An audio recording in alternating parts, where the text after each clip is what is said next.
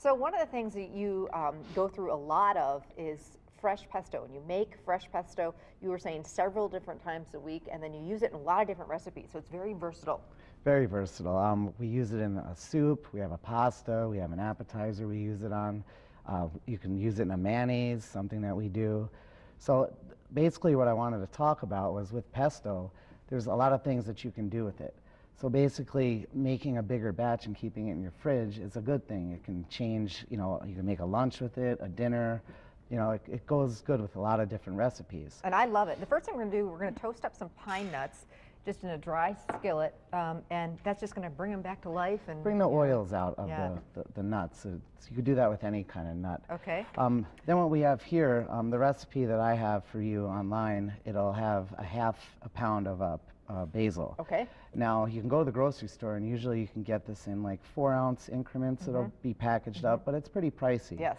So my suggestion is as soon as the farmer's market opens, go down there. They have bundles of fresh basil, and I think they actually do have a half pound, and it's only like $4, $3 for the bag. Because you need a lot to make pesto. So it's weighed up with the stems, and basically what you want to do is you want to break off the stems. You don't have to be too particular. Okay.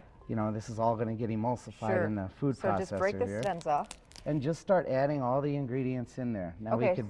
So right now, pesto is not in season. As you said, you can get it at the grocery store. So what are some other things that you can readily get at the grocery store to make different flavors of pesto? A good pesto that I like to make, an arugula pesto. And basically, I say arugula now, but you can use mint, you can use, there's a variety of different fresh herbs or spinach. You can make a spinach pesto. So the same recipe and kind of vary it up. Cilantro, I know you can do that. Cilantro you can do a pesto with, and cilantro is fairly cheap as well. It is, yep.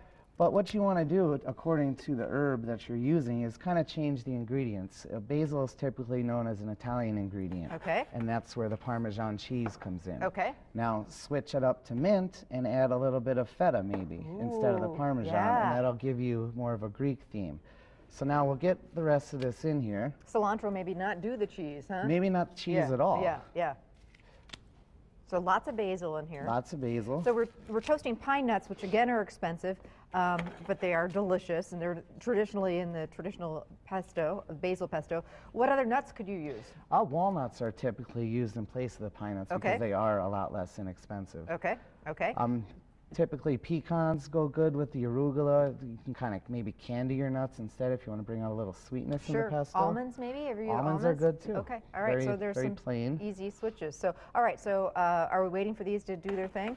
Or yes, should we... the thing with the nuts that you really should think of is you don't want them too hot, because when you puree all this in the food processor, the heat and the cold, it'll cause the pesto to maybe separate. Okay. So what we're going to do, we can let them cool for a second. I'll get them into a bowl. How about that? And they toasted up beautifully, and I removed them from the heat before they got over toasted, which has happened many times. Does that ever happen to you, Chef? Oh yeah. I know. Timers are a necessity in the kitchen. Big time. So what I have here now is I have 6 cloves of garlic that I had chopped. Okay. You can throw them in whole. Okay. This is pretty simple to do. You could just throw everything right in together. Okay. I also have a ½ cup of Parmesan cheese, and like I said, you can use another kind of cheese in place of it. Sure. Add that in there. Then the pine nuts. Okay. Let them cool a little bit more. Let them cool a little bit. It'll be all right for now. And then what I have here is I have a lime. Or a lemon, I mean. I'm sorry. But lime, if you're doing cilantro, lime would be fantastic. That would be a quick change. So basically, when I juice a lemon, you're getting about a tablespoon per half. Okay. That's kind of the rule of thumb. Yeah. So I'm just going to squeeze that in here. A little salt and pepper? Little salt and pepper. Okay, I can help you with that. Kosher salt and some fresh black pepper. Okay. Is that about good? Perfect. Okay, and then some olive oil. Let's get this show on the road. Yep, the olive oil I have a ½ cup, or 8 ounces, a ½ pint. Okay. Just pour that right in here. Now when using a food processor, you could turn it on and just let it go, but you also, to start, you want to pulse it. Okay. And what that's going to do is bring everything down to the bottom. Do you like, at the restaurant, do you do a real smooth pesto, or do you like a little chunky? We'll pulse it for a couple minutes, okay. And, a couple times, and then we'll puree it. We want it not too smooth, but not thick as well. Got it. Depending on the application you're going to use.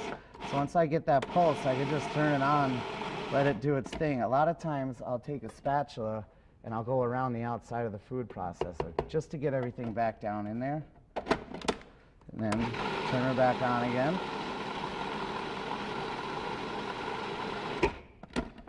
And there you have it. This is a little thick. This is very good for like a pasta. Toss it with some hot pasta, more Parmesan cheese, and put it in, in mayonnaise with a spread. As you said, put it on dip bread, pizzas. Pesto does go well with a lot of different things, especially your proteins, chicken, fish. Yum. Mike, thank you so much. You're welcome. And lots of great pesto recipes at Play Bistro. Chef's going to stick around, and we are going to make a homemade lemon vinaigrette coming up. So stay with us.